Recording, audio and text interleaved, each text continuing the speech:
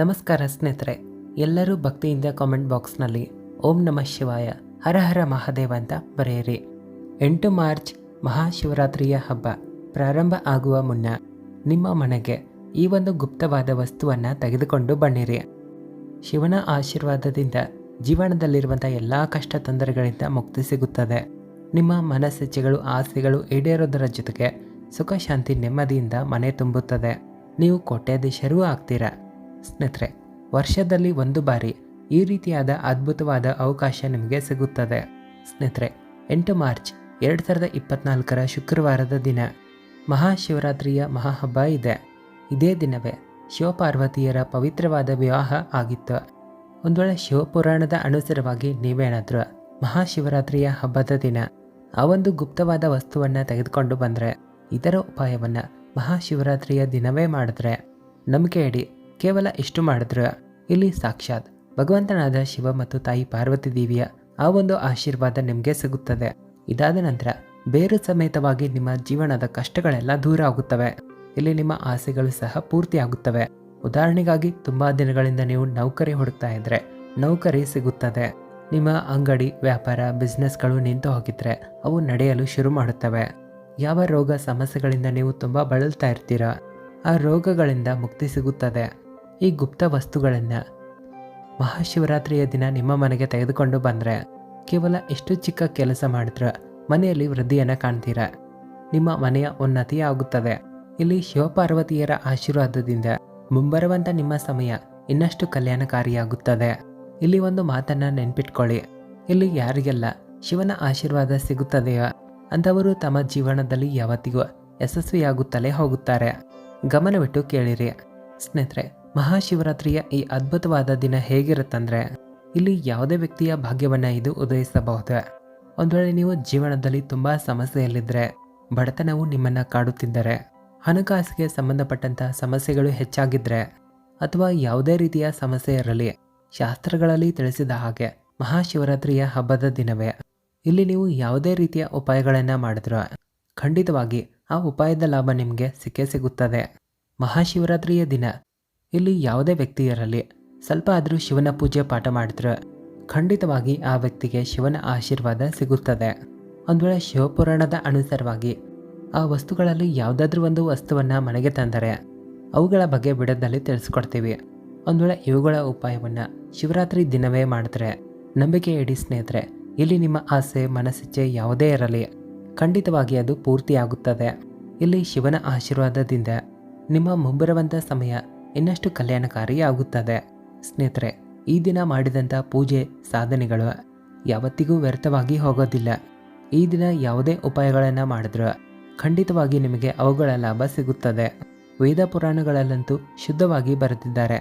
ಒಂದು ವೇಳೆ ಯಾವುದಾದ್ರೂ ವ್ಯಕ್ತಿ ಇಡೀ ವರ್ಷ ಶಿವನ ಪೂಜೆ ಪಾಠಗಳನ್ನು ಮಾಡದೇ ಇದ್ದರು, ಒಂದು ವೇಳೆ ಆ ವ್ಯಕ್ತಿಯು ವಿಧಿವಿಧಾನಗಳಿಂದ ಮಹಾಶಿವರಾತ್ರಿಯ ದಿನ ಶಿವನ ಪೂಜೆ ಪಾಠಗಳನ್ನು ಮಾಡಿದ್ರೆ ಖಂಡಿತವಾಗಿ ಶಿವನು ಆ ವ್ಯಕ್ತಿಗೆ ತನ್ನ ಆಶೀರ್ವಾದವನ್ನು ಕೊಡುತ್ತಾರೆ. ಹಾಗಾಗಿ ಸ್ನೇಹಿತರೆ, ಶಿವರಾತ್ರಿಯ ದಿನ ಭಕ್ತರೆಲ್ಲ ಬ್ರಹ್ಮ ಮುಹೂರ್ತದಲ್ಲಿ ಎದ್ದೇಳುತ್ತಾರೆ. ಪವಿತ್ರವಾದ ನದಿಗಳಲ್ಲಿ ಸ್ನಾನ ಕೂಡ ಮಾಡ್ತಾರೆ. ಇಡೀ ದಿನ ವ್ರತ ಮಾಡ್ತಾರೆ. ಯಾಕಂದರೆ ಶಿವನ ಅಪಾರ ಕೃಪೆ ಆಶೀರ್ವಾದ ಸಿಗಲಿ ಅಂತ ಅವರು ಈ ರೀತಿ ಮಾಡ್ತಾರೆ. ಒಂದು ವೇಳೆ ನಿಮಗೇನಾದರೂ ಮಹಾಶಿವರಾತ್ರಿಯ ದಿನ ಇಂಥ ಕಾರ್ಯಗಳನ್ನು ಮಾಡಲು ಸಾಧ್ಯವಾಗಲಿಲ್ಲ ಅಂದರೆ, ಮುಂಜಾನೆ ಬೇಗನೆ ಎದ್ದೇಳಲು ಪವಿತ್ರವಾದ ನದಿಗಳಲ್ಲಿ ಸ್ನಾನ ಮಾಡಲು ಸಾಧ್ಯವಾಗಲಿಲ್ಲ ಅಂದರೆ, ಇಡೀ ದಿನ ಪೂಜೆ ಪಾಠ ವ್ರತಗಳನ್ನು ನಿಮ್ಮಿಂದ ಮಾಡಲು ಸಾಧ್ಯವಾಗದೇ ಹೋದರೆ, ಒಂದು ವೇಳೆ ನೀವೇನಾದರೂ ನಾವು ತಿಳಿಸಿದ ಹಾಗೆ ಈ ಮಹಾಶಿವರಾತ್ರಿಯ ಹಬ್ಬಕ್ಕೂ ಮುನ್ನ ಕೆಲವು ವಸ್ತುಗಳನ್ನು ಅಥವಾ ಅವುಗಳಲ್ಲಿ ಯಾವುದಾದ್ರೂ ಒಂದು ವಸ್ತುವನ್ನು ಮನೆಗೆ ತಂದರು, ಒಂದು ವೇಳೆ ಇವುಗಳ ಉಪಾಯವನ್ನು ಮಹಾಶಿವರಾತ್ರಿಯ ದಿನ ಮಾಡಿದ್ರೆ ನಂಬಿಕೆ ಇಡಿ ಕೇವಲ ಇಷ್ಟು ಚಿಕ್ಕ ಉಪಾಯವನ್ನು ಮಾಡಿದರೂ ಸರಿ ಸಾಕ್ಷಾತ್ ಶಿವಪಾರ್ವತಿಯರ ಆಶೀರ್ವಾದವು ನಿಮಗೆ ಸಿಗುತ್ತದೆ. ಹಾಗಾದರೆ ತಡೆಯಾಕೆ ಆ ಉಪಾಯಗಳ ಬಗ್ಗೆ ತಿಳಿದುಕೊಳ್ಳೋಣ ಬನ್ನಿ. ಇಲ್ಲಿಯ ತನಕ ಕಾಮೆಂಟ್ ಬಾಕ್ಸ್ನಲ್ಲಿ ಓಂ ನಮಃ ಶಿವಾಯ ಹರ ಹರ ಮಹಾದೇವ ಅಂತ ಬರೆದಿಲ್ಲ ಅಂದರೆ ಈಗಲೇ ಬರೆಯಿರಿ. ಹಾಗೆ ಚಾನಲ್ಗೂ ಕೂಡ ಸಬ್ಸ್ಕ್ರೈಬ್ ಆಗಿಲ್ಲ ಅಂದರೆ ಈಗಲೇ ಸಬ್ಸ್ಕ್ರೈಬ್ ಮಾಡಿಕೊಂಡು ನೋಟಿಫಿಕೇಶನ್ ಆನ್ ಮಾಡಿ ಇಟ್ಕೊಳ್ಳಿ. ಇದರಿಂದ ಹೊಸ ವಿಡಿಯೋಗಳನ್ನು ನೀವು ಮಿಸ್ ಮಾಡದೆ ನೋಡಬಹುದು. ಎಲ್ಲಕ್ಕಿಂತ ಮೊದಲನೆಯ ವಸ್ತು 108 ಸಂಖ್ಯೆಯಲ್ಲಿ ಮಹಾಶಿವರಾತ್ರಿಯ ಹಬ್ಬಕ್ಕೂ ಮುನ್ನ ಬಿಲ್ವಪತ್ರೆ ಎಲೆಗಳನ್ನು ನೀವು ಮನೆಗೆ ತರಬೇಕು. ಋಗ್ವೇದದ ಅನುಸಾರವಾಗಿ 6 ತಿಂಗಳ ತನಕ ನೀವು ಬಿಲ್ವಪತ್ರೆ ಎಲೆಯನ್ನು ಶಿವಲಿಂಗಕ್ಕೆ ಅರ್ಪಿಸಬಹುದು. ನಿಮ್ಮ ಮನೆಯಲ್ಲಿ ಯಾವುದಾದ್ರೂ ಪವಿತ್ರವಾದ ಪುಸ್ತಕಗಳಿದ್ದರೆ ಅವುಗಳಲ್ಲಿ ಈ ಎಲ್ಲ ಎಲೆಗಳನ್ನು ಒಂದೊಂದಾಗಿ ಮುಚ್ಚಿಡಿ. ಮಹಾಶಿವರಾತ್ರಿಯ ದಿನ 1 ಲೋಟ ನೀರನ್ನು ತೆಗೆದುಕೊಳ್ಳಿರಿ. 108 ಸಂಖ್ಯೆಯಲ್ಲಿರುವಂಥ ಬಿಲ್ವಪತ್ರ ಎಲೆಯನ್ನು ತೆಗೆದುಕೊಳ್ಳಿರಿ. ನಂತರ ಶಿವಾಲಯಕ್ಕೆ ಹೋಗಬೇಕು. ಎಲ್ಲಕ್ಕಿಂತ ಮೊದಲು 1 ಲೋಟ ಜಲವನ್ನು ಶಿವಲಿಂಗಕ್ಕೆ ನೀವು ಅರ್ಪಿಸಬೇಕು. ಆನಂತರ ಶಿವಲಿಂಗದ ಮೇಲೆ ಈ ಎಲ್ಲ ಬಿಲ್ವಪತ್ರಗಳನ್ನು ಒಂದೊಂದಾಗಿ ಅರ್ಪಿಸುತ್ತಾ ಹೋಗಬೇಕು.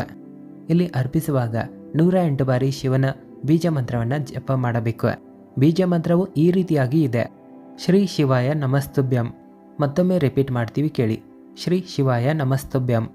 ಇಷ್ಟು ಮಾಡಿದ ನಂತರ ನಿಮ್ಮ ಆಸೆ ಮನಸ್ಸಿಚ್ಛೆಗಳನ್ನು ಶಿವನ ಬಳಿ ಬೇಡಿಕೊಳ್ಳಿರಿ. ಇದರಿಂದ ನಿಮ್ಮ ಮನಸ್ಸಿಚ್ಛೆ ಏನೇ ಇದ್ದರೂ ಖಂಡಿತವಾಗಿ ಪೂರ್ತಿಯಾಗುತ್ತವೆ. ಇನ್ನು 2ನೇದಾಗಿರೋದು ಶಿವಪುರಾಣದ ಪುಸ್ತಕ ಆಗಿದೆ. ಇದನ್ನು ಮಹಾಶಿವರಾತ್ರಿಗೂ ಮುನ್ನ ನಿಮ್ಮ ಮನೆಗೆ ಖರೀದಿ ಮಾಡಿ ತಂದು ಇಡಿ. ಸ್ನೇಹಿತರೆ, ತುಂಬ ಜನರ ಬಳಿ ಶಿವಪುರಾಣ ಇರುತ್ತದೆ. ಆದರೆ ಇಂದಿಗೂ ಸಹ ಕೆಲವು ಜನರು ಹೇಗಿದ್ದಾರಂದರೆ ಅವರ ಮನೆಯಲ್ಲಿ ಶಿವಪುರಾಣ ಇಲ್ಲ. ಹಾಗಾಗಿ ಮಹಾಶಿವರಾತ್ರಿಯ ಹಬ್ಬಕ್ಕೂ ಮುನ್ನ ನಿಮ್ಮ ಮನೆಯಲ್ಲಿ ಶಿವಪುರಾಣವನ್ನು ಸ್ಥಾಪನೆ ಮಾಡಿದ್ರೆ ಪ್ರತಿ ಸೋಮವಾರಕ್ಕೆ 1 ಬಾರಿ ಇದರಲ್ಲಿರುವಂಥ ಒಂದೊಂದು ಅಧ್ಯಾಯಗಳನ್ನು ಓದುತ್ತಾ ಹೋದರೆ, ಸ್ವಲ್ಪ ಆದರೂ ಈ ಗ್ರಂಥದ ಪೂಜೆಯನ್ನು ಮಾಡಿದ್ರೆ ನಿಮ್ಮ ಮನೆಯಲ್ಲಿರುವಂಥ ನಕಾರಾತ್ಮಕ ಶಕ್ತಿಗಳೆಲ್ಲ ನಾಶ ಆಗಿ ಮನೆಯ ಮೇಲೆ ಶಿವಪಾರ್ವತಿಯರ ಆಶೀರ್ವಾದ ಇರುತ್ತದೆ. ಈ ಅಧ್ಯಾಯಗಳನ್ನು ಓದೋದ್ರಿಂದ ಮನೆಯಲ್ಲಿರುವಂಥ ಜನರ ಅದೃಷ್ಟವು ಬದಲಾಗುತ್ತದೆ. ನಿಮ್ಮೆಲ್ಲರಿಗೂ ಈ ಒಂದು ವಿಷಯ ಗೊತ್ತಿರಬಹುದು. ಪ್ರತಿಯೊಬ್ಬರಲ್ಲಿ ಗುಪ್ತ ಶತ್ರುಗಳು ಇರ್ತಾರೆ. ಯಾವಾಗ ನೀವು ಜೀವನದಲ್ಲಿ ಎತ್ತರ ಸ್ಥಾನಕ್ಕೆ ಹೋಗುತ್ತೀರೋ, ಏನಾದರೂ ಸಾಧನೆಗಳನ್ನು ಮಾಡಲು ಹೊರಟುತ್ತೀರೋ, ನಿಮಗೆ ಗೊತ್ತಿರುವಂಥ ಸಂಬಂಧಿಕರಾಗಲಿ ಆಚೆ ಇರುವಂಥ ಜನರಾಗಿರಬಹುದು, ನಿಮ್ಮನ್ನು ನೋಡಿ ಅವರಿಗೆ ಹೊಟ್ಟೆ ಉರಿಯುತ್ತದೆ. ನಿಮಗೆ ಕೆಟ್ಟದಾಗಲಿ, ನೀವು ಬೆಳಿಬಾರ್ದಂತ ಏನಾದರೂ ಮಾಡ್ತಾರೆ. ಯಾವತ್ತಿಗೂ ನೀವು ಇಂತಹ ಸಮಸ್ಯೆಗಳನ್ನು ಎದುರಿಸಬಾರದಂತ ಇಷ್ಟಪಡ್ತಾ ಇದ್ರೆ ಈ ಮಹಾಶಿವರಾತ್ರಿಯ ಹಬ್ಬಕ್ಕೂ ಮುನ್ನ ಒಂದು ಹಿತ್ತಾಳೆಯ ಚಿಕ್ಕದಾಗಿರುವ ತ್ರಿಶೂಲವನ್ನು ಖರೀದಿ ಮಾಡಿ ಮನೆಗೆ ತನ್ನಿರಿ. ನಿಮ್ಮ ಮನೆಯ ದೇವರ ಕೊನೆಯಲ್ಲಿ ಅದನ್ನು ಸ್ಥಾಪನೆ ಮಾಡಿರಿ. ಕೇವಲ ಎಷ್ಟು ಮಾಡಿದ್ರು ನಿಮ್ಮ ಎಲ್ಲ ಶತ್ರುಗಳು ನಿಮ್ಮ ಕಾಲು ಕೆಳಗಡೆ ಇರ್ತಾರಂತ ಹೇಳ್ಬೋದು. ನಿಮಗೆ ಅವರು ಯಾವುದೇ ರೀತಿಯ ಕೆಟ್ಟದ್ದನ್ನು ಮಾಡಲು ಸಾಧ್ಯವಾಗೋದಿಲ್ಲ. ಈ ಉಪಾಯವನ್ನು ಶಿವರಾತ್ರಿ ಹಬ್ಬಕ್ಕೂ ಮುನ್ನವೇ ಮಾಡಿರಿ. ಮಹಾಶಿವರಾತ್ರಿಯ ದಿನ ಈ ತ್ರಿಶೂಲಕ್ಕೆ ನೀವು ಸ್ವಲ್ಪ ಆದರೂ ಧೂಪವನ್ನು ತೋರಿಸಿದ್ರೆ ನಂಬಿಕೆ ಇಡಿ, ಈ ತ್ರಿಶೂಲವು ನಿಮಗೆ ಸುರಕ್ಷಾ ಕವಚವಾಗಿ ಕಾರ್ಯವನ್ನು ಮಾಡುತ್ತದೆ. ಮಾಹಿತಿ ಇಷ್ಟ ಆದರೆ ಓಂ ನಮಃ ಶಿವಾಯ ಹರ ಹರ ಮಹಾದೇವ ಅಂತ ಕಾಮೆಂಟ್ ಹಾಕಿ ವಿಡಿಯೋನ ಎಲ್ಲರಿಗೂ ಶೇರ್ ಮಾಡಿ. ಧನ್ಯವಾದಗಳು.